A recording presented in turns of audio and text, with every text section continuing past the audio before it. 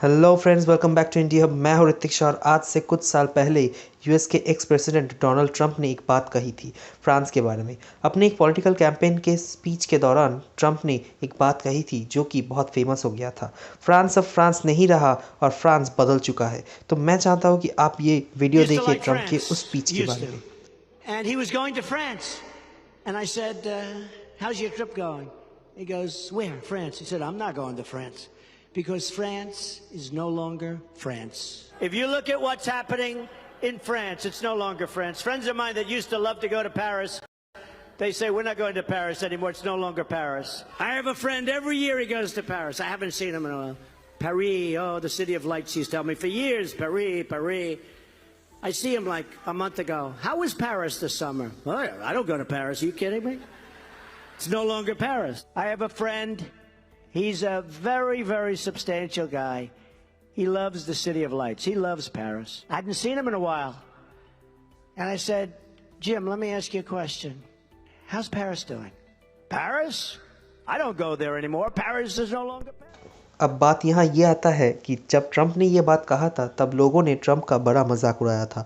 But अभी recently France के Paris city में जो वायलेंस की छवि सामने आई है उससे लग रहा है कि पेरिस में सेफ्टी का इशू फ्यूचर में बहुत ज़्यादा होने वाला है।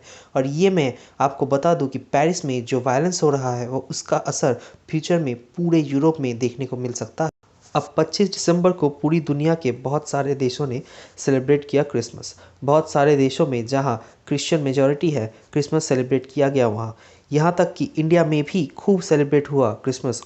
नरेंद्र मोदी जी ने भी ट्विटर के पोस्ट में मैरी क्रिसमस विश किया था।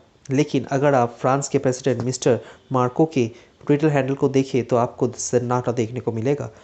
25 दिसंबर को इन्होंने कुछ ट्वीट ही नहीं किया।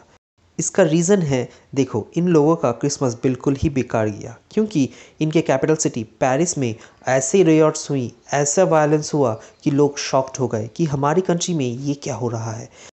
ये जो वीडियो फुटेज आप देख रहे हैं वो फ्रांस के पेरिस सिटी में हुए रियॉट्स की है जो कि कुर्दिश लोगों पर किए गए अटैक्स के रिटेलिएशन में हो रहा है।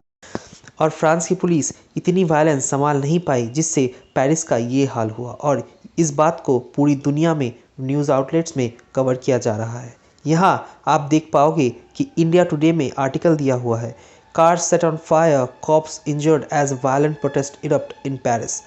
और यहाँ पर लार्जर क्वेश्चंस ये भी आता है कि क्या ऐसा प्रोटेस्ट पूरा यूरोप में फ्यूचर में देखने को मिलेगा, क्योंकि जो प्रोटेस्ट पेरिस में हुए हैं ये ऐसा नहीं है कि बहुत महीनों बाद हुए हैं बट बहुत सालों बाद हुए हैं, या फिर ये कोई रेयर केस। हाल ही में आपको पता होगा कि फीफा के वर्ल्ड कप हुआ था कतार में और उसको जीता था अर्जेंटीना ने। और फ्रांस ने अर्जेंटीना को एक अच्छा टक्कर दिया था, लास्ट में पेनल्टी शूटआउट में आकर हार गए थे। मगर फ्रांस और अर्जेंटीना के मैच से पहले आप अगर नोटिस करोगे तो फाइनल से पहले सेमीफाइनल्स में फ्रांस का मैच था मोरक्को देश के पास। अब मोरक्को और फ्रांस के रिलेशंस पहले तो ठीक ठाक थे मगर हाल ही में इनके रिलेशंस कुछ ख़राब हो गए हैं वीज़ा डिस्प्यूट को लेकर। और अगर आप काउंट करो तो कम से कम 2,50,000 मोरक्को ओरिजिन के लोग आपको मिलेंगे फ्रांस। और ये भी मैं कह दूं कि फ्रांस के लोगों को लगता है कि मोरक्को ओरिजिन के ये लोग फ्रांस में ठीक ठाक से घुल मिल नहीं पा रहे हैं। काफ़ी बार क्राइम्स में इनका हाथ रहता है और रियॉट्स भी ये लोग स्टार्ट कर देते हैं। इसलिए वीज़ा का डिस्प्यूट स्टार्ट हुआ था बट बाद में उसे नॉर्मलाइज कर दिया। लेकिन अभी भी मैं बता दूं ये रिलेशंस 100% नॉर्मल नहीं है। बट ये तो गई government to government relations. But अगर हम पब्लिक टू पब्लिक रिलेशंस की या फिर पीपल टू पीपल रिलेशंस की बात करें तो वहाँ हालत और भी ज़्यादा खराब। जब फ्रांस और मोरक्को का फुटबॉल मैच हुआ था और फ्रांस ने मोरक्को देश को आराम से हरा दिया था, तब मोरक्को ओरिजिन के लोग फ्रांस के सड़कों पर आ गए थे, दंगे स्टार्ट कर दिया था, पूरा फ्रांस को हिलाकर रख दिया। और इस दंगों के बीच में एक छोटा सा बच्चा भी मारा गया था। बाकी डेथ्स भी हुई थी मगर ये अंडर एज डेथ बहुत ज़्यादा हाईलाइट किया गया था। इवन फ्रांस के स्टार फुटबॉलर्स भी बार बार इन दो देशों के बीच में पीस मेंटेन करने का कंटिन्यूअस ट्वीट कर रहे थे, तब जाकर ये रायट्स कम से कम शांत हुई। अब ये तो गया मोरक्को के बाद बट अब बात करते हैं हाल ही में जो रायट्स हुए और कुर्द लोगों के बारे में। आप कहोगे कि वेट, कुर्द लोगों के बारे में तो जो हम न्यूज़ सुनते हैं वो आता है इराक से कि कुर्द लोगों पर अटैक हो गया, और फिर दूसरा न्यूज़ आता है टर्की से कि जहाँ पर कुर्द लोग बहुत ज़्यादा रहते हैं। इराक, सीरिया और टर्की, इस रीजन में ही ज़्यादातर आपको कुर्द लोग मिलेंगे। Most of the Kurd Islamic है। अब आप पूछोगे कि ये फ्रांस में कैसे? तो देखो 1990s में इराक, सीरिया और टर्की में बहुत ज़्यादा इंस्टेबिलिटी थी, तो जिन कुर्द लोगों के पास थोड़ा बहुत पैसा था वो चले गए फ्रांस में। अब फ्रांस ने भी काफ़ी बार इनको रिफ्यूजीज़ की तरह वेलकम किया है। कई लोग यहाँ परमानेंट सिटीजन्स भी बन गए हैं।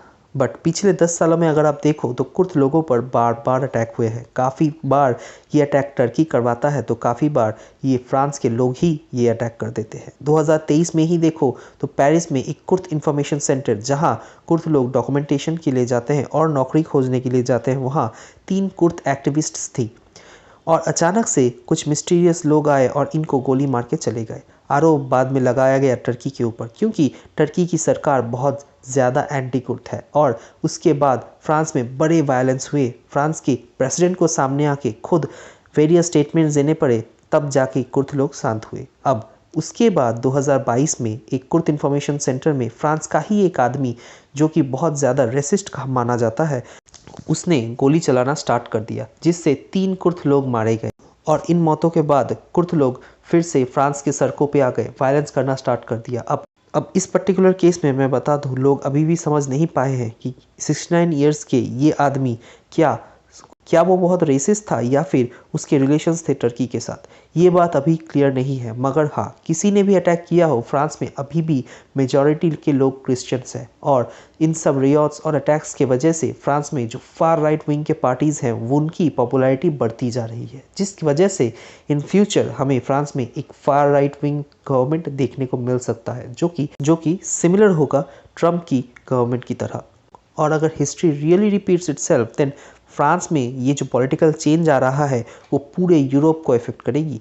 इन फ्यूचर हमें पूरे यूरोप में फार राइट विंग पार्टीज़ के इन्फ्लुएंस बढ़ते हुए नजर आ सकते हैं। ऐसे ही रोज़ के खबरों के लिए चैनल को सब्सक्राइब करना मत भूलिएगा। अगर आप यूपीएससी एग्ज़ाम में सही से प्रिपरेशन करना चाहते हैं तो फॉलो करते रहिए मेरे चैनल को, और एग्ज़ाम्स के लिए रोज़ की ताज़ा खबरें सुनते और जानते रहिए हमारे साथ।